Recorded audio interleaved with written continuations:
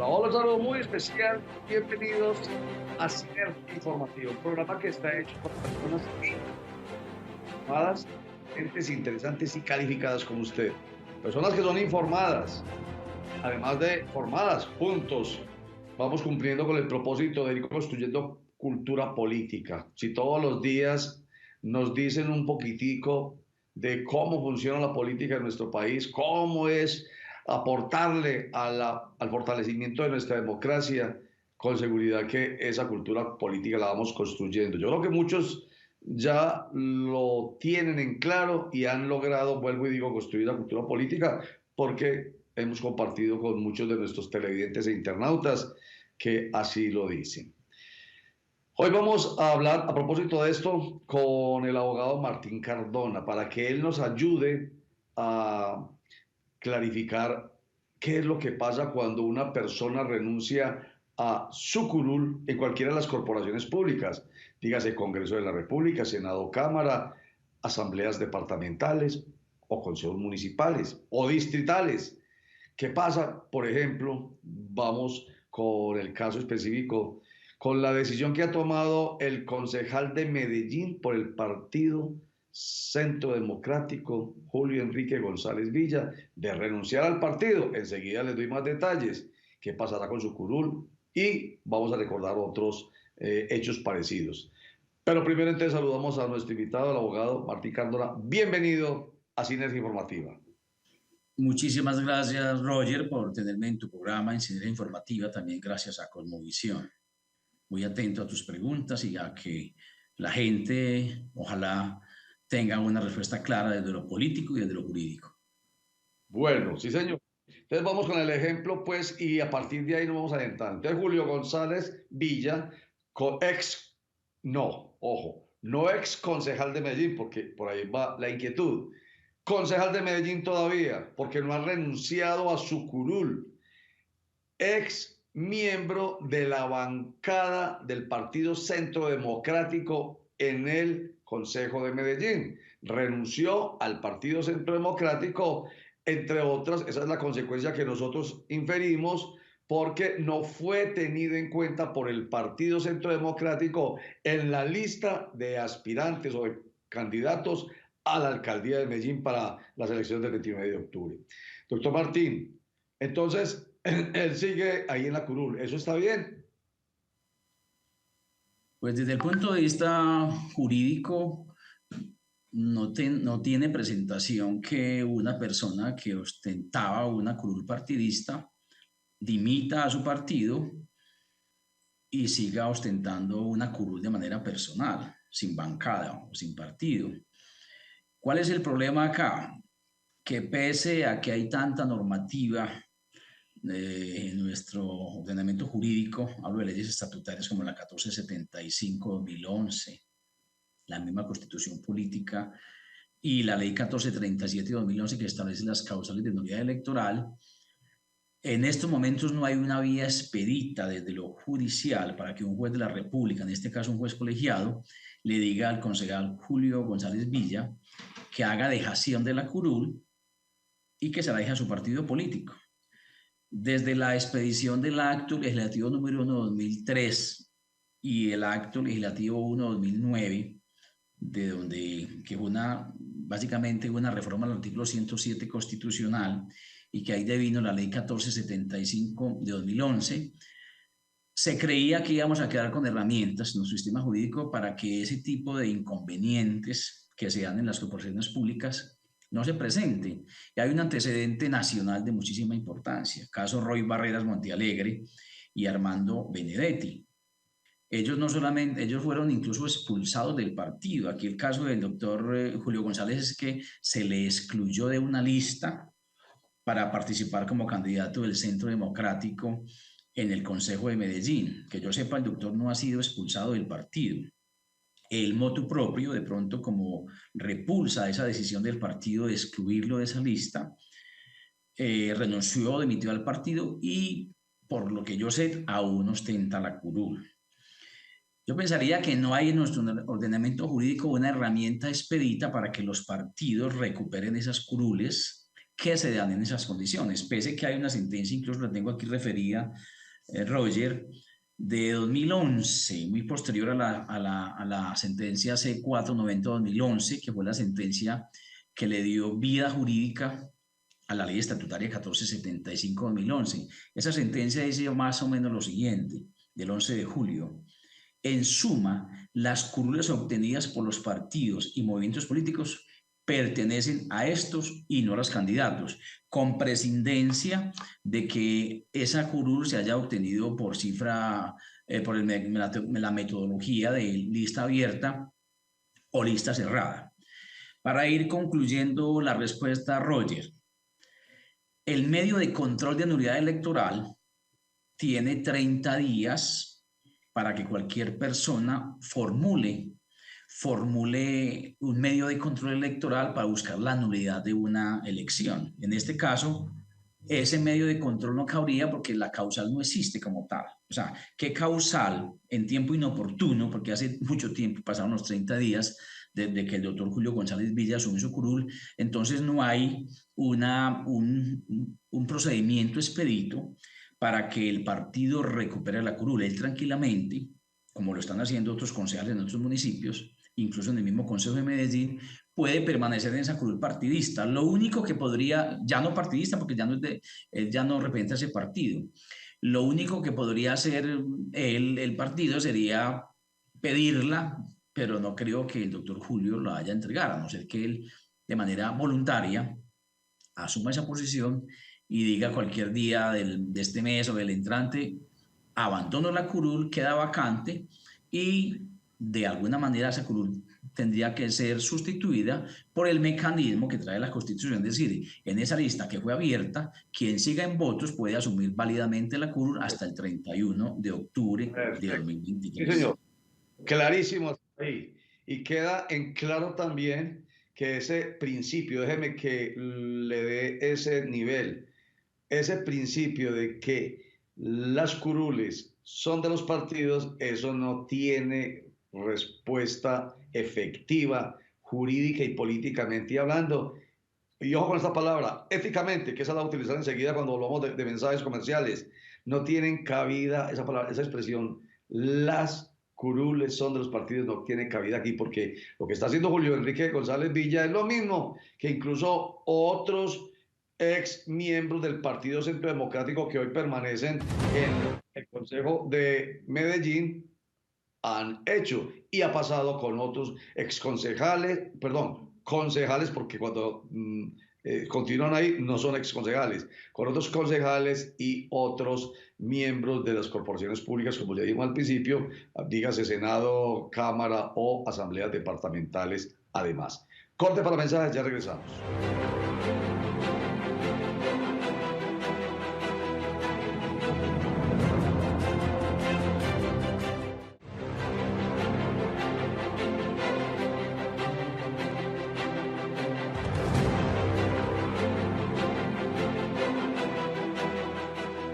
Estamos conversando con Martín Cardona, él es abogado, experto en temas electorales, en derecho administrativo también, y estamos hablando sobre si las curules son de los partidos, por qué cuando renuncia un concejal, por ejemplo, el caso que estamos mencionando es el de Julio Enrique González Villa, cuando renuncia al partido porque se queda con la curul.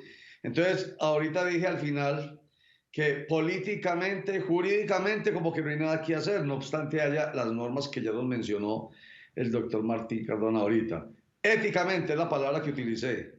Esto es un problema antes de ética, de decisión ética del político. Y es paradójico porque recuerdo cómo señaló con este dedo, olvidando que 3 dedos de su propia mano iban a señalar hacia él. Julio Enrique González Villa se ensañó con Lina García Cañán, por ejemplo, que hoy es, no obstante, ya no ser de la bancada de Centro Democrático en el Partido Democrático, hoy es concejal, lo mismo que Natalie Vélez. ¿Qué piensa usted respecto de esta afirmación que hago, doctor Martín? Insistiendo, Roger, en un principio que lo resumo de esta manera, incluso en algunos de mis escritos, cuando yo tuve un pulso parecido hace unos años atrás defendiendo una curul que merecía Lina García, una contención que fue en sede disciplinaria partidista y lo llevamos a la vía contenciosa, pero no nos prosperaron las acciones precisamente porque estaban caducas, estaba caduco el medio de control, hablando del principio de ajenidad de las curules partidistas. Reitero, principio de ajenidad. Y es paradójico que hoy Julio González Villa esté en la misma situación, porque incluso vía acción de cumplimiento pidió él las curules de Lina García y Natalie Vélez y fue un fracaso. El mismo Partido Centro Democrático vía tutela, que la falló la Corte Suprema, tampoco por la vía de la tutela pudo recuperar esas curules. La única posibilidad es que un juez contencioso, en este caso actuando como juez electoral, diga el derecho y diga, hombre, hablando del caso de Julio González, la curul es del Partido Centro Democrático, pero reitero, ya ese medio de control está caduco y ninguna otra vía es expedita para que en un proceso de doble instancia, que faltan muy pocos meses para que acabe el periodo, la jurisdicción diga, esta curul ya no te pertenece. Y es paradójico, reitero, porque fue el mismo Julio González el que atizó bastante para pedir esas curules de Natalie Vélez y Lina García.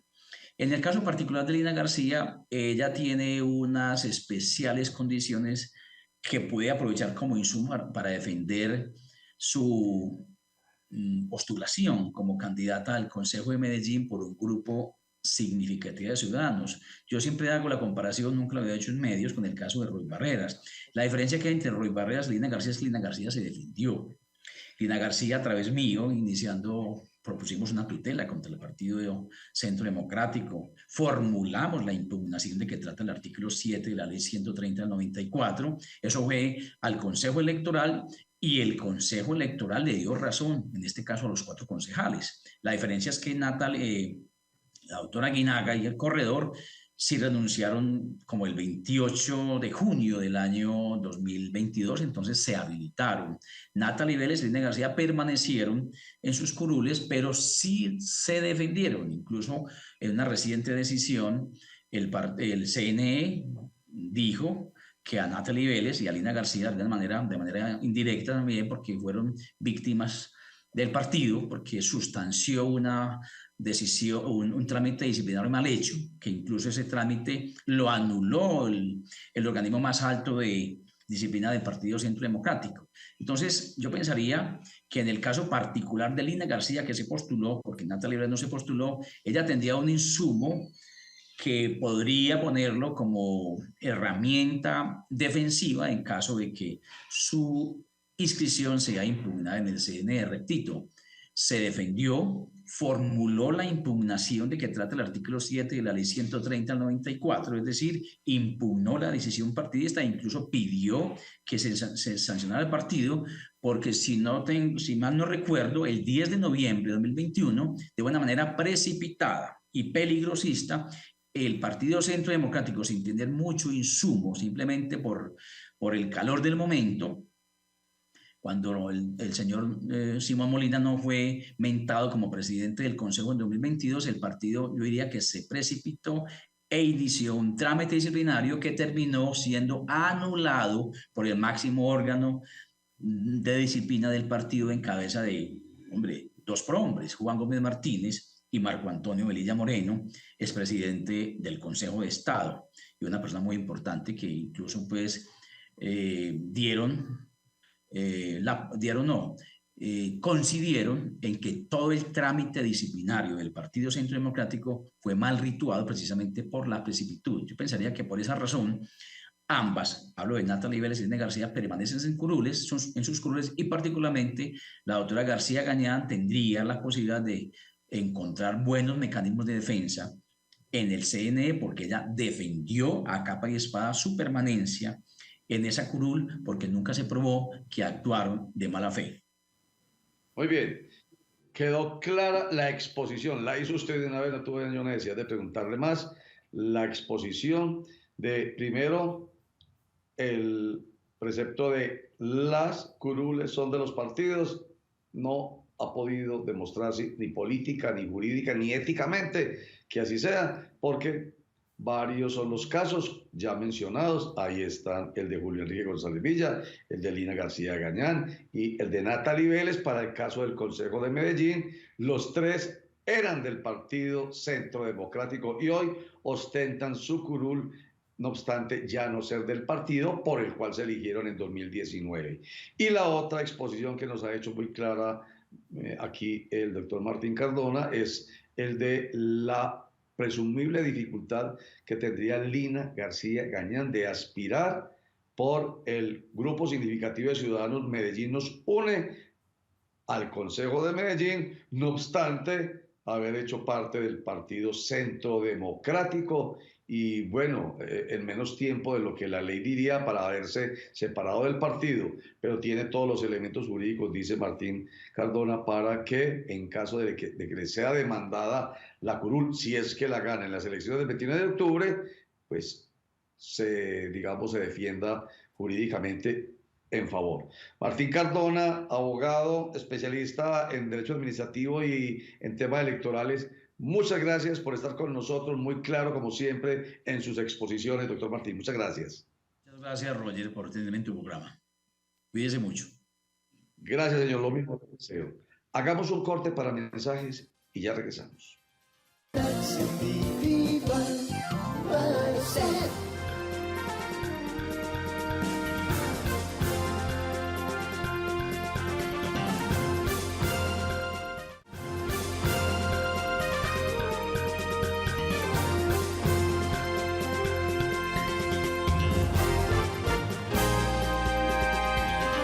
Bueno, y hablando de listas, no solamente para el Consejo de Medellín, sino para los 125 consejos de Antioquia, 1.103 consejos municipales y distritales del país, además de las asambleas departamentales, que son 32 en todo el país, más las gobernaciones, más las alcaldías, más las juntas administradoras locales, ya la Registraduría Nacional del Estado Civil nos ha dado a conocer cuáles son las listas definitivas para el caso de Antioquia.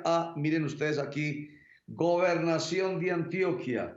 Está claro que son 11 los candidatos a la gobernación de Antioquia. Para las alcaldías hay 690 candidatos para las 125 alcaldías de Antioquia. Para la asamblea departamental hay 13 listas que corresponden a 249 candidatos que van a aspirar por ocupar una de 26 curules en la Asamblea Departamental de Antioquia. Para los consejos municipales y distritales hay 1.356 listas que corresponden a 13.117 candidatos para aspirar a los consejos municipales de los 125 municipios y el distrital, 124 municipios y el consejo distrital aquí en Antioquia, el de Medellín, aquí en Antioquia. Para juntas administradoras locales hay 453 listas que corresponden a 1.664 candidatos. En total son 2.512 listas y el total son 15.720 candidatos. Y en específico para Medellín hay 16 listas que corresponden a 16 candidatos a la alcaldía de Medellín. Para el Consejo Distrital hay 17 listas, o sea que hay 310 candidatos para ocupar las 21 curules del Consejo Distrital de Medellín. Para juntas administradoras locales hay 235 listas que corresponden a 1.036 candidatos. En total, 268 listas y un total de 1.362 candidatos. Por uno de ellos usted habrá de votar el próximo 29 de octubre a Gobernación de Antioquia, a alcaldías, a consejos, a Asamblea Departamental de Antioquia o a juntas administradoras locales. ¿Por cuál lo va a hacer usted? Usted, yo espero, usted que es inteligente, interesante y calificado y además decente y coherente con que lo que necesitamos los ciudadanos son gobernantes que nos solucionen problemas y nos satisfagan necesidades. En consecuencia con esto, usted, yo y los decentes vamos a votar por los que tengan propuestas claras, propuestas que veamos en su programa de gobierno, propuestas que permitan que nos acerquemos un poquitico más a la felicidad, propuestas que no estén encaminadas a sacarle sangre al otro, a querer acabar con la fama y con la honra del otro, a injuriar, calumniar, difamar, quererlo muerto, es ponerlo empalado como escarnio público ante los electores a punta de mentiras. Por esos no vamos a votar. Ustedes, inteligentes, inteligentes y calificados, y yo, no vamos a votar por ellos. Bueno, vamos a ver a Albert Corredor, que dice que va a ser un alcalde, si es elegido el 29 de octubre, que va a trabajar con el empresariado antioqueño. Hoy empecé una rueda de reuniones con distintos colegas, con representantes del sector productivo de Medellín, microempresarios, medianos, pero también grandes empresarios de esta ciudad. Llegamos a grandes acuerdos. Primero, sabemos que esta ciudad debe ser administrada por un gerente, pero también dimos tranquilidades. Aquí no se va a heredar guerras empresariales y mucho menos políticas de absolutamente nadie. Medellín requiere a alguien con la capacidad de solucionar indistintos los escenarios políticos, los grandes problemas estructurales de nuestra ciudad. Esa es la propuesta que nosotros tenemos para esta ciudad. Una nueva generación de dirigentes, jóvenes, pero formados, con vocación de servicio, con sensibilidad social, que queremos aportar desde lo profesional, desde nuestra experiencia, a hacer una ciudad mejor para nuestros hijos y para nuestros nietos, de la mano con los empresarios. Yo quiero que esta información que le voy a entregar ya se convierta en insumo para nuestro criterio, porque a veces solemos señalar con este dedo al otro lo malo que tiene o hace o dice el otro, cuando tres dedos de la misma mano están señalando hacia él. Aquel que muchas veces señala la corrupción del otro está olvidando que tres dedos dice: usted ha sido corrupto también en esto, en aquello y lo demás allá. Bueno, eso pasa con los gobiernos. Ahora es muy fácil ver que un gobierno de izquierda ha señalado toda la vida que el de derecha es corrupto, y ahora el gobierno de derecha dice que el gobierno de izquierda ha señalado que es corrupto. Recuerden, señala uno con este dedo y tres dedos de la misma mano están crucificándolo. Bueno, quiero decirles que el secretario de la Transparencia de la Presidencia de la República tiene unas cifras que son interesantes sobre el tema de la corrupción, sobre todo, lo más grave, de la impunidad en cuanto al delito de corrupción en nuestro país. Espero que lo veamos con mucha conciencia, porque eso se convierte en insumo para nuestro criterio. Aquí está el secretario de la Transparencia de la Presidencia de la República, Andrés Hidárraga. Encontramos un mapa de impunidad que demuestra cómo en el universo de 57.582 denuncias tenemos en Colombia un porcentaje de impunidad del 94%. Estuvimos pensando si hacíamos un top 10 o no, pero fíjense que los 32 departamentos más Bogotá, el mejor es Bogotá con el 88% de impunidad. Tenemos 20 departamentos que están entre el 99 y el 95% de impunidad. ¿Cuántos de esos procesos están en la Fiscalía a puertas de prescribir? Nos preocupa mucho que pese al largo tiempo terminen prescritos. Vamos a convocar entonces a la Comisión Nacional de Moralización, que es la instancia más alta de lucha contra la corrupción, para definir una propuesta de ajustes a los lineamientos en materia de investigación y judicialización que están en cabeza de la Fiscalía, para ver cómo resolvemos este mapa de impunidad. ¿Cómo resolver este mapa de impunidad que hay en nuestro país de tiempo atrás? ¿Cómo resolver ese mapa de impunidades? Es la pregunta que se hace el secretario de la Transparencia de la Presidencia de la República, Andrés Hidárraga, para que esto se convierta en, vuelvo y digo, insumo para nuestro criterio. Hombre, no nos dejemos embobar, no nos dejemos meter ahí en las filas de las hordas de personas que no piensan, que no tienen conciencia, que no tienen criterio y se dejan empujar, y ellos simplemente se dejan llevar por los que están señalando con su dedo índice que el otro es corrupto, y no está dándose cuenta que está dejando de hablar de sí mismo o de su partido o de su movimiento o de lo que ha pasado con él cuando estaba en el gobierno. Nosotros debemos tener el criterio suficiente de abrir la mente y decir, venga, pero usted con qué cara dice eso. Mejor dicho, para que no nos enredemos, finalmente vamos, ahora que es objetivo, vamos a mirar qué nos proponen los candidatos y vamos a ver cuál de ellos realmente propone acercarnos un poquitico a la felicidad, y no votemos, definitivamente no, por los que están señalando con ganas de sacarle sangre al otro y acabar con la honra y con la fama del otro. Esos somos los inteligentes, interesantes y calificados. Muchas gracias. Chao.